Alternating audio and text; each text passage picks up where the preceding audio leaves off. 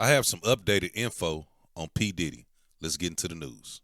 The case against Sean Combs might as well just be called the freakoffs. These allegedly illegal freakoffs. It's all about the freakoffs in one way, shape, or form. Freakoffs? Freakoffs. Freakoffs. Freakoffs.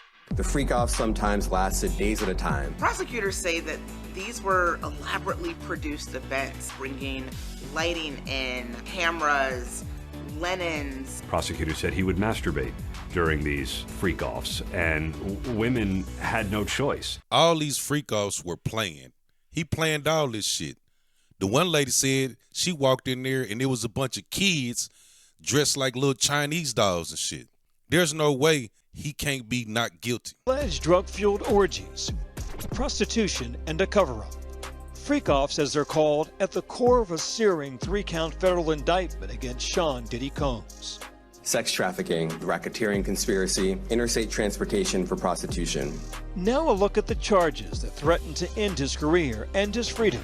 Inside the fall from grace from the powerful impresario, a reckoning that some say is long overdue. He says, oh, I'm hip-hop. Yeah, well, you know what? Hip-hop deserves better. Diddy the type of nigga walk into a room and want to fuck everybody. He's a nasty son of a bitch. Who want to be around that type of nigga? And the motherfuckers that was around him, from security to A&Rs to everybody that worked in the motherfucking building, you knew he was doing this shit. He was allegedly caught in his office doing shit all the time, but them people stayed to work for him. Authorities say they seized various freak-off supplies, including drugs, and more than 1,000 bottles of baby oil and lubricant. Federal prosecutors said Sean Combs did not act alone. He had assistants, managers, security staff who would make sure that women and male prostitutes were at these freak-offs, that the hotel rooms where they were staged were stocked with supplies like baby oil and lubricant. That lets you know they was in that shit too. They know what was going on. Why you didn't leave?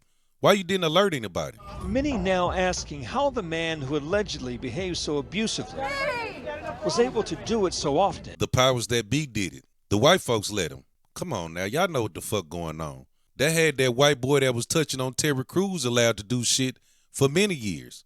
We know why they are allowed to do this. The culture of silence was colossal. You know, it really protected Sean for a number of years. These people think that they're so powerful that was never going to catch up with them. Just this week, a new accuser coming forward, alleging in a civil lawsuit Diddy raped her at his recording studio.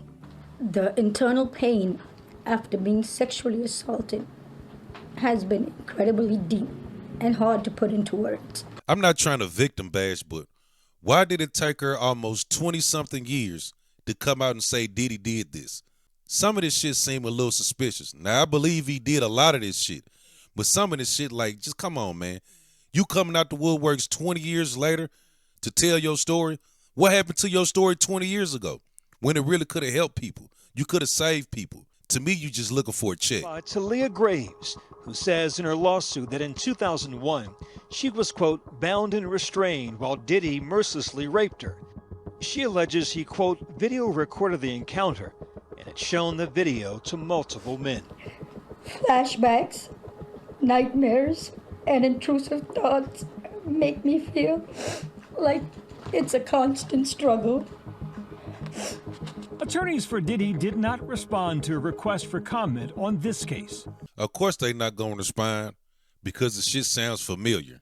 In court, as he's faced criminal charges, Diddy pleading not guilty and denied bail twice. Prosecutors painting a picture of the 54-year-old mogul who, behind his lavish lifestyle, allegedly hid a dark secret.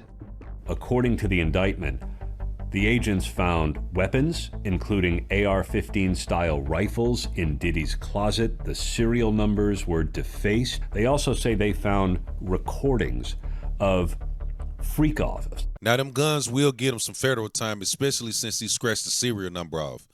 Also, they got his drug mule who was supplying the pink cocaine. Now, the one thing that they aren't talking about is the people who have came out that are willing to testify against Diddy. The evidence was then used to blackmail these women if they didn't cooperate more. Diddy's longtime ex-girlfriend, Cassandra Cassie Ventura, filing a lawsuit against them last year that changed everything. He would direct her how to touch the sex worker how to pour like oil over her body, and he would watch these things happen while he was masturbating. And you telling me nobody else knew this? You telling me after 20-something years these people coming out and now they talking about it? I don't believe half of these goddamn folks. The only one I believe is Cassie. And I believe he was fucking them niggas because they was letting him fuck on them. Well, anyway, that's all I got for you guys today. Please like, comment, and subscribe. And I'll see you guys back here in another video.